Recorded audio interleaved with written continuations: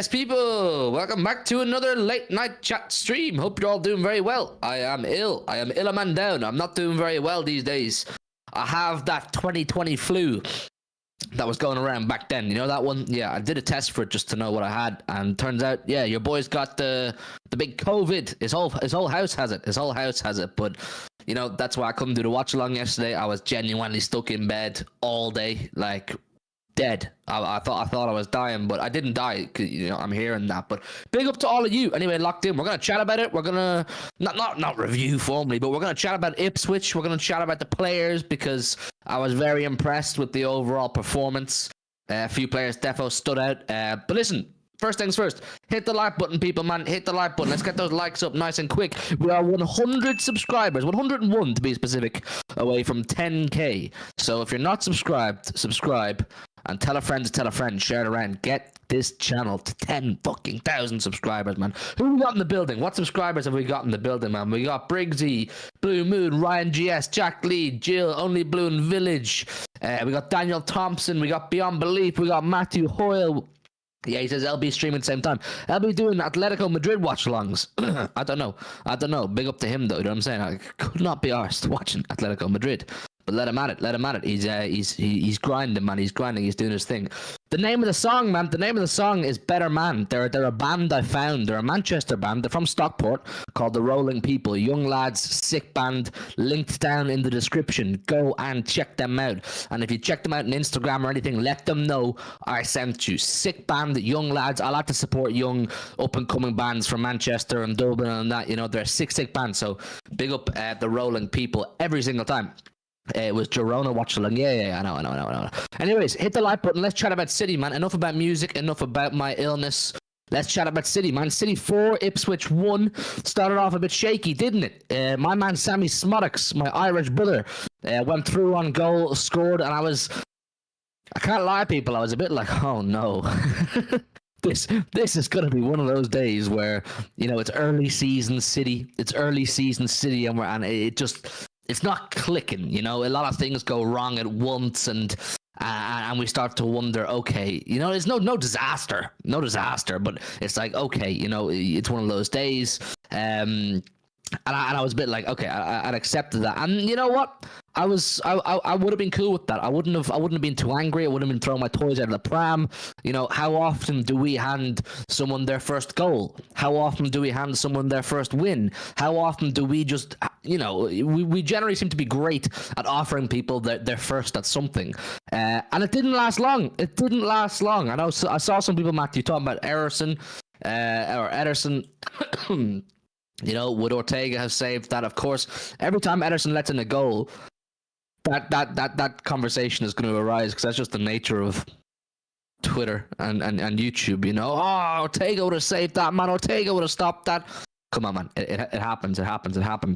But then the lead didn't last long, did it? The lead didn't last long. But look, let's just have a general chat, man. Haaland, of course, was the man. Savio is in the title because I thought he was electric. She's electric. Big up Oasis getting back together. Joe, 4-1 over Ipswich. We're 6 for 6 points wise. We're 2 for 2 game wise. Couldn't really ask for a much better start. No, I mean, when was the last time we did this? It feels like every season for the last like 4, we've lost like opening day or drawn or something like that. Like it's been a while. I think last year maybe we won 2 from 2 at the start. I genuinely can't remember. I just remember Tottenham away, first game of the season about 4 years ago, lost, just Community Shields, throwing them away every year. Like it's just been like the same feeling every year, which I've been fine with, because when it gets to the end of the season, everyone else is just completely gassed. Like they're gone, they're running on fumes, and we're like, right, 14-game win streak starts now. Like it's ridiculous the shit that we pull, but getting points early in the board is obviously good. Beating teams that, I mean, let's be fair, we should be beating again, doing the job we need to do. Chelsea, we didn't beat them last year, went to Stamford Bridge. It was fairly comfortable 2-0. Like, it's been a good start to the season, won the Community Shield as well, won a penalty shootout. So, you know, it's been a bit of a mad start to the season. This is uncharacteristic. I mean, I've been surprised. I've been genuinely surprised. I think against Chelsea, we defended really, really well. Against Ipswich, it was just total control. We saw both sides of the coin, really, didn't we? Where in the first sort of hour, you had Savio and Doku, and it was just take on after take on after take on. For the last sort of 20, 30 minutes, Grealish and Bernardo, it was just control. It was, let's just wrap things up. Let's make sure we get the win. So we've seen it all. We have multiple tools in the arsenal, I think, is something that we've maybe lacked over the last few years. That's the sort of thing. Remember in the treble season where people were like, the performances are good, we're playing unreal football, we're getting results, but there is real, there was no plan B, was there? There was no winger that would come off the bench or anything like that. We have that now. We have Savio and Doku who can, start the game, come off the bench, make a difference. We have someone like Grealish who gives us something else. Unfortunately, we've got no Oscar Bob, but Bernardo Silva's playing out on the wing. Foden was on the wing against Chelsea. We've got different types of players to be able to play different sort of roles. And I mean, I was completely unfazed by the 1-0 Ipswich, to be honest, because I've seen it happen so many times that, I mean, I've been in the stadium where we've conceded really, really, really early on to a team that everybody expects us to beat. Like it just happens. I think that Ipswich possibly were caught out by they scored too early. Like there is such a thing as scoring too early, where if you go ahead really early on in a game where you are underdogs, that's a long time to hold out. If they did that on minute 87 instead of minute 7, we're all of a sudden panicking and going, shit, we've got like 5 minutes left. We sat there on minute 7, we've basically got the entire game left at home. Like there was no stress, no drama. It was same old. So it did kind of feel like one of those, because in the end that was their only shot, and their only shot on target, and their only goal. But it's one of them where the same thing creeps back on us. But you can't sit here and be disappointed even though we've conceded, because it was pretty easy. Like it was very comfortable. It's just not the time of the season to be like nitpicking at things like that, is it? Like we know the way City operate, and we know how we work our way into the season, and we're all about timing and precision in that side of things. And with no Foden and no Rodri particularly, there always is that kind of, is it going to tick properly? Is it going to run as smoothly as Pep and Manchester City tend to run? Do you know what I'm saying? Particularly Rodri, because I have full faith in the attacking complement of players that we're going to talk about. But with no Rodri, I was like, But Kovacic's been doing his thing. I know he went off injured. I don't know the extent of the injury, but he's playing really well. I feel for him, because he was really good at Chelsea last week, got his goal, really good against Ipswich. But let's start with that kind of midfield area and chat about a few individual players. I think we got to start with Rico, chat. Man, hit the like button if you rate Rico right now. Hit the like button if Rico is your right back or Rico is in your starting 11, because kind of hard to pinpoint where's best, like where to really and truly play Rico. Now, look, I will preface and say I ain't getting carried away off the back of Ipswich, but he was good against Chelsea, of course. He's really staking a claim, this kid, 19 years old. He's really staking a claim and saying, listen, Walker, mate, if you want this position back, you're going to have to put in some serious fucking work. He was everywhere. He was absolutely everywhere. Is he a right back? Is he an inverting right back? Is he like what John Stones was a couple of seasons? I don't know. It's kind of hard because he's everywhere. He has, what it is? He's like a genuinely defensive Bernardo Silva, because obviously Bernardo does a lot of defensive work, but he's predominantly a forward player. The way he operates and his constant energy and pressing and, desire to get in the ball. He's like Bernardo in that sense. He's like a Bernardo further back on the pitch. And he's got obviously a similar build and, similar attributes in the way he keeps the ball and he rarely loses the ball in the low center of gravity. Man, the kid's so impressive. He's so impressive. Like, you have to just sit back sometimes and admire this guy. And plenty of the other young players, like same with Oscar Bob during preseason, and I've no doubt we'd be saying the same thing about him if he didn't pick up the injury. But you have to sit back sometimes and just admire them and go, jeez, they're mature. They're mature beyond their years. They have audacity. They have a lot of self-belief, Their confidence won't be rocked, because that Ipswich team, even though, look, they're new to the Premier League, They're finding their feet, and we don't really know what the long-term future holds for Ipswich. You know, we've a lot to learn about them. A lot of big physical guys there. A lot of big physical seasoned championship level players who, you know, they like to rough it up. They like to rough it up. And Rico wasn't bothered by that, man. Rico was not bothered by that. I know, I saw Guardiola said Kabore could be in the squad this season. Personally, I don't rate Kabore too highly. I don't. And that's in the context of this Manchester City squad. I think to be in this Manchester City squad, you have to be really, really good. And to get genuine game time that's going to benefit you, whether it's get the minutes you want or minutes that's going to help you develop, you've got to be really, really fucking good. I just don't know about that for Kabore. But Rico is kind of him right now, Joe, man. He's bossing it.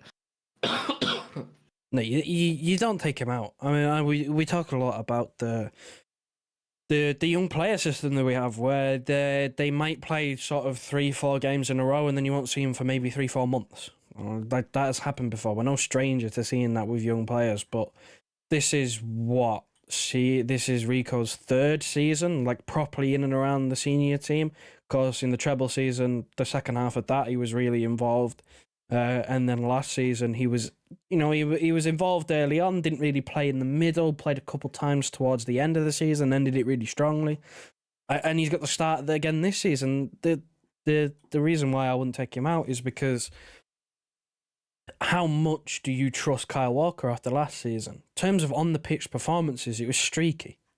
So streaky. His role changed from game to game. He didn't really nail down a role that was maybe best for him. He wasn't providing much going forward. His defensive work was at times lazy.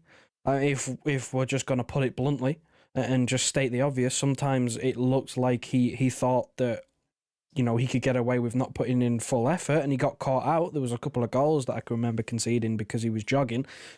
The thing that amazes me about Rico Lewis is obviously, I mean, first thing is the size. He's absolutely tiny. He's pocket-sized, but he holds his own. Like, he really, really holds his own. I think that there's been a lot of discussion over his position, of course, because he is so small. Is his long-term future in defence? But I mean, if you watch the way he defends one-on-one, and you watch the way he defends wingers, his tackling is spot on. Perfectly timed. He's there. He knows to be in the right position. He doesn't easily, get past easily. Like, he's quick enough, and that's kind of why I'm at a crossroads. Really, is to maybe that is his position. Maybe right back is his future position, because he defends so well against Chelsea, against Ipswich, held his own really, really well. Ipswich wasn't really a test defensively because they didn't really do much going forward. No. But Chelsea was. Chelsea was a decent test, and he handled it very, very well. Again, his tackling, his positioning, his awareness, his reading of the game, all, he ticks all them boxes at a very, very high level defensively. And then Pep said it against Ipswich. The amount of times where he was the free man, where he was in a pocket of space on his own, inside the box or around the box, and, someone picked him out in a good spot. Should have scored against Ipswich, I must say. I think he should have scored. You know the one where he hit the bar from about 8 yards, where he tried to rifle it? You know that one? Sorry, my phone's popping. Go on. You know that one where he hit the bar against Ipswich from 8 yards? Yeah. He should have scored. He really should have done better there. But the fact that he can defend like how he does, has the positional awareness and all the defensive attributes to be able to hold his own 1-against-1, and then also, the attacking brain and the IQ to know where the space is, know where to be to receive the pass, and be in dangerous positions. He's everywhere, and he's playing at right back. Like, Kyle Walker doesn't give you that. He doesn't. Kyle Walker will give you, when he's on it, he will give you the defensive side. Probably better than Rico Lewis, because he's bigger, faster, stronger, and more experienced. So when Kyle Walker's on it defensively, he probably gives you better, but he gets nowhere close to Rico Lewis offensively. And Rico Lewis can hold his own defensively. So we are looking at a situation where, if he carries on, if Pep gives him the opportunity to carry on, he shouldn't be taken out of the team. Like, he just shouldn't, because he's absolutely incredible. And that is, or it should be, at least, the long-term plan. Because Kyle Walker's, 34, something like that? He's in his mid-30s now. He's not going to be here for, season upon season. He might have maybe 1 or 2 more before we move him on. So we're going to need something else to happen. So this could be his season if he carries on. Hopefully he doesn't get injured or, have something where he dips out of the team. But I'm in no rush to bring Kyle Walker back. He didn't play in pre-season. You know, he came back late from the Euros. He didn't have the best of seasons last season. I don't care if he's still the captain or not. Like, he's just because he's the captain, he's still got to work his way back into the team. Like, it's not how it works. He doesn't just come straight back in if someone's playing well. So I think that long may it continue because he gives us both sides and he's a weapon that we can use on both ends. And of course, he's just going to get better when he plays more games, but he's very, very useful to the system that we want to play. Like with John Stones also coming back late, and John Stones might have to play as a 6. You know, if Rodri's still not fit and Kovacic is injured, you might see John Stones playing the holding midfield role, and you know, in which case, the next best guy for going into midfield that we've used is Rico Lewis. Mm-mm. I think this season we could see the changing of the guard, and not like it was planned. Do you know what I mean? Like, it by force. Like, Rico's forcing a situation whereby he must play, and he must play consistently. And as I said, I'm not going to get too carried away because he's going to have much tougher days than Ipswich. Chelsea was a tougher day, it was, but he's going to have much tougher days than Ipswich. You know, even West Ham away on Saturday evening. This Saturday evening, that's tough. That is tough. That West Ham team it's solid. You know, they're building a solid, or they have built a solid squad. They've got some solid players. They just need to gel the squad together. It's never an easy place to go. Does Rico start there? I think so. And I'm with Joe. I don't give a fuck if Kyle Walker's club captain. That doesn't give you the right to play. That doesn't mean you play. You know, if Rico's outperforming you to the level Rico is, Rico's got to play, and he just in those games like Ipswich, like Brentford, like Bournemouth, like, you know, those kind of games. I think Rico deserves to start all of them because he'll do what Walker does defensively anyway, and as Joe said, he'll offer you more going forward. It's more those games where we're looking at, you know, up against your Sakas, your Martinellis, your even Garnacho's always a tricky player for us for some reason. You know, Salah, Luis Diaz, these kind of guys. Is that that's where you have to start thinking about it a bit deeper into it a bit more? Is that where you want Kyle Walker? You know what I mean, for his experience and that kind of thing. I'm not too sure, but you know, my thought process with Rico this season was definitely up his minutes substantially from last season, but also protect him as much as possible. But if the player doesn't need protection, if he's playing at a level where it's like, look, this kid doesn't need protection, let him just go out and play. Well, then you kind of just have to let him go out and play. And I'm massively, massively impressed with him. I really am. Massively, massively impressed. Someone's asking here, lastly, I blew it, guys. Any news that City to sign 19-year-old from Copenhagen? Have you seen this, Joe? Yes. I know it's slightly off topic. David Ornstein spoke about it, but I think it's unlikely that we're going to make it happen this window.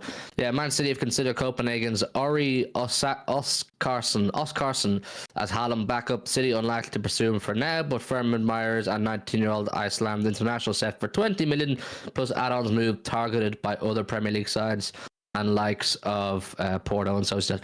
So it ain't happening, people. It ain't happening right now. When I said the thing about Kyogo, it wasn't me saying Kyogo is City are going to go get Kyogo and they're just tunnel vision on Kyogo. I just said I know City are interested in Kyogo, but I also said they're interested in another striker. I saw John Duran's name thrown around quite a bit.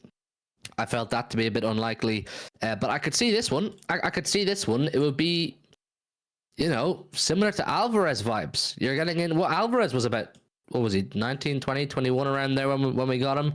You're getting another young kid, 19 years old, who's clearly highly thought of where he's from and in the Danish league. So, I mean, I suppose slightly off the Ipswich game, I don't think it's going to happen. I feel like we're not going to sign another player this week. I feel like our business is done. Well, Pep said that, didn't he? He said he doesn't think that we're going to sign anyone else. You don't believe him. I know, but that's kind of, that leads me to believe that we probably are done, because I thought before he said it that we might just leave it because there isn't really an outstanding candidate. But the fact that Pep's like, yeah, we're probably going to leave it, that's nail in the coffin. Like, I don't think, unless there is genuinely someone who just like Gundogan just falls to us, falls at our feet, I don't think we're going to sign anyone. I mean, he's an international, even though he is Iceland. He's an international at 19 years of age. Plays for Copenhagen, who have played in the Champions League, so he has decent level European experience at 19, and it's like what, 20 million, so it's just Julian Alvarez all over again. He's a different player, but in terms of the deal, the type of player that we're signing, the way that it would work, it would be like Alvarez. So I don't know, man. At this point, do we need? Is it like desperation, right? It's like we need a striker. I'm not too sure on that one. I mean, Haaland came off against Ipswich, and we just had McAtee playing false 9. Gundogan was up there with him. We brought Gundogan back. Like, he's capable of scoring goals. If people are wondering where McAtee's game time is going to go now that you bring Gundogan in, well, if Haaland goes down injured, we're going to have to play with a false 9. You had Foden, who wasn't even involved against Ipswich. He could play there as well. So, do we desperately need one? No. I mean, the thing about this Oscarson guy is that he's closer to Haaland than the other names that we've had. He's closer to Haaland than Alvarez. He's closer to Haaland than Kyogo, simply because he's just a bit bigger. Like, he's a bit more physical. I think he's taller. But that's kind of it. I can't really tell you much more. I mean, he started the season pretty good for Copenhagen. I'm looking at his stats. He played 5 times in the Danish league. He's got 4 goals and 1 assist. So he's doing something right. But yeah, I really don't think that there's anything more than just admiration. I mean, if Ornstein says it's unlikely we're going to do it, I tend to believe him, because I didn't think we were going to do anything before he said that. I'm looking at his stats from last season here. This is when he was 18, obviously. He played 41 times in all competitions, scored 15 goals and got 8 assists. So 23 GNA in 41 games for an 18-year-old, including 6 Champions League appearances, 5 Champions League qualifying appearances where he scored 3 goals. He's clearly got a lot about him. It's not bad. It's not bad at all. He's clearly got a lot about him. But like I said, I'm not going to sit here and tell you I'm an expert on this Oscarson kid. But it's no surprise. I think I'd be surprised if there wasn't another 10 Oscarsons around Europe that City are admiring right now. You know, if you think City are just looking at Kyogo, Oscarson, and maybe John Duran, we don't even know, you're wrong. City will have about 15, 20, 30 young strikers that they're like, oh, okay, this one has certain attributes for this one's good at that, this one here, this one there, blah, blah, blah. And they're looking at they're doing their due diligence and their scouting and their reports on every single one of them. So there's going to be dozens and dozens of these kids. But look, no doubt this kid's got something about him playing for Copenhagen, and I'm sure we'll hear a lot more about him. So there's not much to it, man. There's not much to it for now. I don't know. I'm not even sure why Ornstein's reporting on it. If it's unlikely, it's a bit of a non-story, if you ask me. But look, hey, yeah. it doesn't matter. It's weird, isn't it? Because you go all summer where we've been like one of the quietest clubs going. You've not heard a peep out of any reliable journalist. How many times have you heard Romano tweet about us and signing a senior player, apart from when we were going for Gundogan? You just didn't really. There was a couple of tweets maybe about Bruno, and that was kind of about it. We've been like, lips firmly shut. Like, there's been nothing, no rumours coming out from the club, and then Ornstein just drops that. Like, it's just odd. But like you say, I mean, he won't be the only one, because we're constantly looking for like the next up and coming youngster. Regardless of whether we're going to play for the first team, like we're still looking out. We sign them, we loan them out, make profit. Sign them, loan them out. They come back in, they play. I mean, that's what we did with Savio. He signed for a CFG club, got loaned out, played really well, signed with us. I mean, you look at someone like Alvarez, again, signed, we loan him back to River Plate, comes in, plays well, we sell him on for massive profit with Julian Alvarez. And then you look at other players over the years. I mean, we've had multiple where we've signed them, they haven't kicked the ball for us, sell them for profit. Perón's gone to Como in Italy. There's loads of players like that. But yeah, look, it is what it is. It's a non-story as far as I'm concerned for now. Until someone says City are advancing or pursuing, that kind of terminology. I'm not too arsed about the reports. But big up Ornstein. Right, let's chat about one of those players. Let's chat about one of these young players that we're working with right now, and I think he's setting the place alight. Is our boy Savio. I think he is.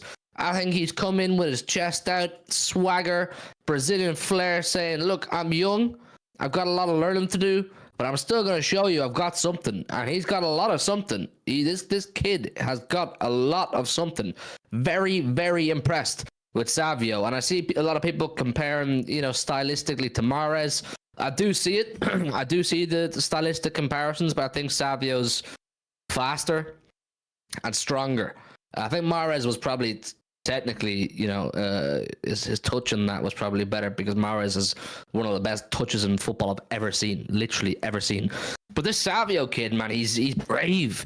He's brave, and I think you kind of alluded to it a few minutes ago, Joe. In that Ipswich game, lads, we saw both sides of the City armory as far as the attack goes. That attack we had that we started off with in Doku, Haaland, and Savio. That's fucking frightening. That's a full throttle. We're going to run at you, through you, and around you. Not a huge amount of passing. We're not going to do too much pausa. We're not going to focus too much on creating angles and triangles and rondos. No, we are going to blitz you with pace and power and precision. And that's exactly what we got. I think the De Bruyne goal kind of encapsulated that. The De Bruyne one where Savio just closed down the keeper. I don't know what the keeper was at, to be honest. I thought Muric was pretty crap. Didn't do Ipswich any favours that day. But, he closed him down and boom, in comes the precise man, Kevin De Bruyne, tucks it away. But I'm super, super impressed with this Savio guy. And I'll tell you now, people, and I'll say this once. I am not going to engage in conversations such as like, oh, well, Savio is better than Bernardo, or Bernardo is better than Grealish, or Grealish is better than Savio, and Doku's better than this, Doku's better than that. I ain't gonna do the comparing the thing of all four of them. Do you know what I mean? I'm not gonna do this one's better than that one, and I prefer that one to that one. All four of them, Grealish, Bernardo, Doku, and Savio, all of them are different players to each other. All of them offer something good and something different. They're not meant to be the same. And you saw that. Joe said it. And I've said this to you for years. Grealish's role is very unrewarding, yeah?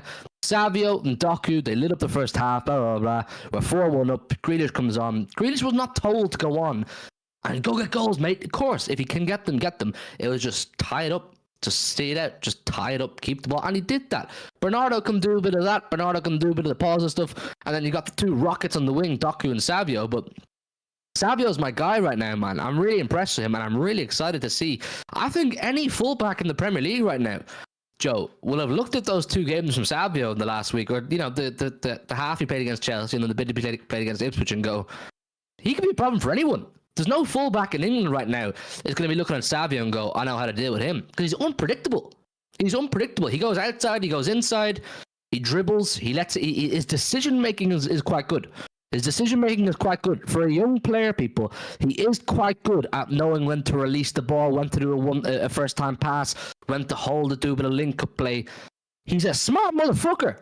You know that? Like, I wasn't familiar with your game, Savio, mate, but I'm getting familiar, Joe. I'm getting familiar. I like him a lot. Yeah, well, I mean, shirt there. Yeah, you get that shirt out again. I mean, like, I am holding a little bit back with the praise. I'm holding a little bit back with the praise, because obviously I will give him tons of praise because he's literally torn every fullback he's come up against. Like, there's been no fullback that's been safe. But I'm in a similar boat to you, where we refuse to even engage in any comparisons with other players, because for the first half of the season it was Grealish Doku, and I was so sick of hearing it and talking about it and thinking about it and seeing it all over my timeline. It was boring because there's not two players in the squad that are more opposite than Jeremy Doku and Jack Grealish. They both do completely different things. Right? So I'm not engaging in any comparisons. I'm also not engaging in, not yet at least anyway. Remember last season with Doku? You had, Grizz said it as well, one of the best wingers in Europe. I ain't doing that yet. I am not doing that yet. I ain't going that far. Not yet. He has to, he done it against Chelsea. Decent fullbacks, Cucurella, Gusto, tore them both apart because he played on both sides in that game. Gave him absolute nightmares. When he came on against Man United, again, really, really good in the Community Shield. And then against Ipswich, where, again, to be fair, you kind of expect us to win that game. Maybe not the players of standard. Wins a penalty. Again, terrorises their left-hand side. Like, he's done it. He's beaten everyone that he's been, that's been put in front of him, is essentially what I'm trying to say. There's not been a test so far that he hasn't passed. And then obviously you go to West Ham, and then is where you start to, you got West Ham, Arsenal coming up soon. Listen, I said the same thing in my review that I'm going to say now, is that, yeah, of course, I'm going to give him his praise while he's doing it now. And he could do it on both sides. And one of the things that he's really good at that people aren't really talking about too much, which is something that we haven't had for a long time, is his crossing. His crossing from open play. I don't know about set pieces. Corners, disregard those. We don't have a good corner taker. Never have. People can cross the ball and still can't take corners. It is what it is. But his crossing from open play, even though he's playing on the right and he has to check back onto his left foot, he still finds Haaland. He still puts it where you want the cross to be, which is something that we really haven't seen, because you've had Grealish. If he chops back, he's going to pass it backwards. You have Bernardo. If he chops back, he's going to pass it backwards. He's going to recycle the ball. You have Doku. If he chops onto his right, he's probably going to go chop back onto his left and try and take his man on. That's the type of player Doku is, where he's going to try and get to the byline and cut it back. With Savio, he's not afraid to check back on his left and just swing it in. Swing it into the area. Try and find Haaland, which is another avenue of trying to pick him out, getting him more service. But in terms of, again, saying he's best this, best that, like, again, he's passed every test, but I obviously want to wait and see to, Arsenal's obviously the big one because it's very soon. We've got West Ham, Brentford, and then, West Ham international break, then Brentford, then Arsenal. Arsenal is, the big test. Got Timber plays over there, got Calafiori that's just signed. How is he going to work? Yeah, I ain't scared. I ain't saying he can't. I ain't saying Timber, he can't. mate? Who's Timber? Tell me about this Timber. You're missing my point. I ain't saying he can't. Hooked he was. Stinker and hooked. Sorry, go on. I ain't saying he can't do it, but I am waiting to see what happens when he does it. You know what I mean? How is he going to do when the fullback he's going up against isn't a fullback? It's actually a centre-back. And his whole role is to just defend rather than, play both sides. How's he going to deal with maybe a defensive specialist? How many times did we see, this is going back a while now, how many times did we see Aaron Wan-Bissaka lock down Raheem Sterling because he was just a defensive specialist? He just read him like a book. Joe Gomez as well. Like, how many times did that happen? They might not have been the best of defenders, but one against one, their job was just solely focused on one player. How would he deal with that? We've already seen Savio be able to get the better of attacking fullbacks. We've seen Savio against Ipswich be able to get the better of a low block and, double teams and stuff. But how's he going to deal with if he's set on, a proper 1-against-1 for 90 minutes against a pure defender? Probably won't happen against West Ham because, the last time I checked, their left back was Emerson. So, that's another fullback who wants to get up and down. But against someone like an Arsenal, you can even throw a Newcastle in there, depending on who they play, because I think they're another team we play. Brentford will probably be a low block, so it'll be similar to Ipswich. Like, how's he going to do? I want to see it carry on, because again, we saw Doku do this at the start of last season, where he tore it up, but then he started to get found out, and he started to struggle. So, you got to kind of wait it out and see, is there a game plan that teams or, defensive schemes can come up with that, or maybe limit Savio or force him to do something different? Because, that's the big thing I'm waiting for. Because, he's going to play more off the right because that's where the space is on the left. You got Doku's better on the left than he's on the right. Grealish is on the left. But he can play both sides, so you may see Savio go on the left. I saw someone in the chat say before that he's better on the left wing. It was Matthew. Matthew Hoyle said he's better on the left wing, phenomenal for Girona. I disagree. I think he's just as good on both. I really do think he's just as good on both. He can perform as he does on the right, on the left. I don't think he has a better side. No, I agree. But all of this is why I'm not getting too carried away either. All I was saying was I'm impressed. I'm genuinely impressed with Savio. Oh, you big up LFC, sorry man, good to see you, my bro. Hit the like button, people, man. Hit the like button. I know it's a slow night tonight, and we're very late to be reacting to the Ipswich game because I am ill. I'm very tired right now. I'm very run down. But I did want to talk to you lot. I wanted to catch up with you lot, the real ones who are here all the time. But he's better on the left wing, phenomenal for Girona. I think he's just a versatile player, Matthew. I think he's just a versatile player. Savio, he's clearly got the ability, and he was even venturing him into the centre a lot yesterday, and that kind of thing. But like Joe said, there's going to be tests. And will he even play in the next game? You don't know. Pep might switch it up and go with Grealish on the left and Bernardo on the right, or Doku on the right, or Foden could play on the right. With Gundogan in midfield beside the brother. We have a fantastic array of options now, people. We're we're really in a good place, and the team has started off really well. I think Pep has executed this beginning of the season really, really well. I put up a tweet the other day, and it's got quite a few likes. Where's it gone? Man City are unbeaten at home in the Premier League since the 12th of November 2022. Currently on 2.6k likes. Just deep that, people. We're unbeaten at home since the 12th of November 2022. That last home game before the Qatar World Cup. That last game before the Qatar World Cup. Brentford at home that day. You remember it. We'll all remember it. That was our last loss. That was our last loss at home in the Premier League. And these early season games, newly promoted, coming up to the Etihad with not a lot to lose, they can be banana skins. And it could have been a banana skin after that Smodek's goal, but the team just got this unbelievable mentality. But as Joe said, look, there's a lot more tough fixtures to come up than Ipswich. Like, we've got West Ham this Saturday. I think he said we got Brentford, then we got Arsenal. Then he's Newcastle. Then Newcastle away. It's a big. I know there's West Ham and then it's an international break, but still, like, Brentford straight from the international break. Saw them today against Liverpool. I mean, they played some decent stuff, but the final third was lacking. But we know from last season, no matter their final third quality, we played them twice last season, and what did they do? It's just low block. Both times we struggled. Remember that home game? Twice last season? Or was that season before? No, that was the season before. The double was the season before. But then even last season, they played a low block against us twice. Do you remember that home game against Brentford? We got bailed out because Haaland scored. Pretty sure we only won 1-0. Oh, yeah. Like whenever we've played Brentford, they have been tough games for the most part because they just sit back, and that's the way they played. They are a very set piece orientated team.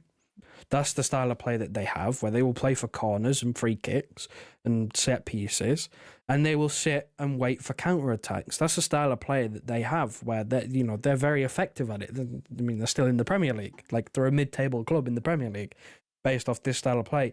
Still no Ivan Toney, because, I think he's going, so they're not using Ivan Toney right now. And they're still just playing the same. Like, that's just going to be what they play. We know we're going to park the bus. And again, it's another test of they're all tests, man.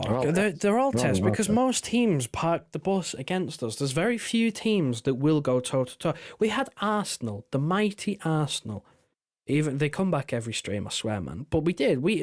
Our home game last season against Arsenal, they came back, sat every man behind the ball, and they played for a 0-0. They celebrated a 0-0 because that's what they played for, and they got the result that they wanted. In the end, of course, they would have rather won the game, and if they won the game, they would have won the title. But they set up to not lose, and they didn't lose. We've had teams, the only team really that I can think of that comes to mind that tried to play properly, consistently tried to play, was Jurgen Klopp's Liverpool. They were one of the only teams that would genuinely come and try and go toe-to-toe. There was a few teams that might have done it under certain managers a couple times, but for the most part, long-term game plans. Real Madrid have come and parked the bus before. They did that last year as well. Like, we've grown accustomed to even the best of teams, playing a little bit more pragmatic and on the safe side. Yeah. No, I know. Look, they're all tests, man. They're all tests. But as I said, I feel we are this season more equipped than we ever have been before to take on these things. Holy shit! Oasis are getting back together. Noel Gallagher just announced it. Sorry, totally. Yeah, Noel Gallagher just pretty well announced it on his Twitter. That is. Oh my god! They are going to make a killing. Bro, they're gonna make like 100 mil. That's mad. You know what? Oh my! I have to go. Sorry, people. I know it's all you have to sell a kidney to be able to go to that. They're doing 10 nights at Wembley. Wow. Mad. Oh my god, man! I have to go. LFC say Hugh Ori Arkason or Oscarsson is excellent talent. I watched him at Copenhagen last season. Good talent. Yeah, I know. I've no doubt. We looked at his stats there. They're pretty good, but. I've no doubt he's a good player, but it's just not going to happen this summer. And Fraser, no, I don't think we're going to sign Kyogo. I don't think we are now. I just knew we were interested, but there's a big difference between interested and like properly pursuing. I don't think it's going to happen. But yeah, Joe, this season we're playing with new system and style. I don't know if we're playing with new system and style. I think it's more we have more system and style. We have different profiles. Yeah, we have more. We have more to our artillery than we ever have, or than we have in recent years. So I feel really good. I mean, there's nothing to complain about. You know, there's usually something to complain about, but there's nothing to complain about. We're in a really, really good position. We're 6 for 6. We're going to West Ham, and then look, if we beat West Ham, that's the first international break out of the way, and we're all wins. But you know, the next block after that, I think it's 3 more games after that before the next international break. You have to take it block by block, game by game. So I mean, there's not a huge amount more to say. Erling Haaland, look, Haaland he's scoring at a rate of knots. I think Haaland could break some serious records this season. Listen, Haaland has the same amount of Premier League hat-tricks as Wayne Rooney now. Wayne fucking Rooney. In my opinion, the greatest English footballer of all time, Wayne Rooney. Manchester United's top scorer of all time, Wayne Rooney. Man United's top scorer of all time, Wayne Rooney. That Wayne Rooney. England's top scorer until like a year ago, Wayne Rooney. Haaland's the same amount of hat-tricks as him, 7. And he's one behind, I think, is it Henry and then Aguero's like a few. I think Aguero might have like 3 or 4 on him because he's got loads of hat-tricks as well. I can't actually remember. I think Henry's got 1 or 2, and then Aguero's got like 3 or 4, and then he'd be at the top. The man's got 23 hat-tricks at 24 years of age. It's outrageous. How mad that is. 23 hat-tricks. He has scored 3 times in a game, 23 times, and he's only 24. He's got to end up with more hat-tricks than years old at some point. That will happen, because we're at the start of this year. We're 2 games in, he's scored a hat-trick already. Probably score another one. I know. No, look, It's crazy. It's crazy. Big up to Haaland, man. Big up to Haaland, and I hope he continues. Listen, we're gonna wrap it up, people. I have to go back to bed, man. I feel so ill right now. I'm so run down. I know it's a short show. I know I'm low energy tonight, but I wanted to come and say hello to you guys in some shape or form. And I'll come back. We'll come back tomorrow or Tuesday with a longer stream, maybe some guests or something. But I'm ill. I'm really, really ill right now. So listen, please just hit a like button, share it around, try and get us to 10K if you can, and we'll see you soon. Please wrap her up, Joe. I need to go to bed, man. Good night, people.